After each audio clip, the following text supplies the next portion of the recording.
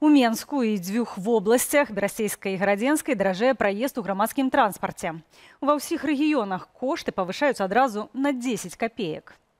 У вобласцях пастанова ўступіць у моц ужо заўтра. У сталіцы праз 5 дзён, то бок з 10 красавіка.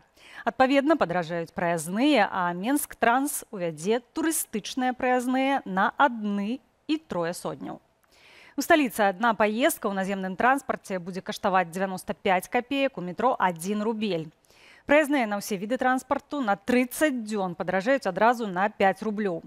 У Берасцейскай і Гарадзенскай вобласцях один талон на праезд ужо заўтра абыдзецца ў 90 копеек замест ранейшых 80. Падаражаюць і рэгіянальныя перавозкі паміж паселішчамі. Раней у сакавіку кошты на грамадскі транспарт паднялі Магілёўская і Менская вобласці. Таксама на 10 копеек. Такім чынам кошты адразу выраслі на 12%.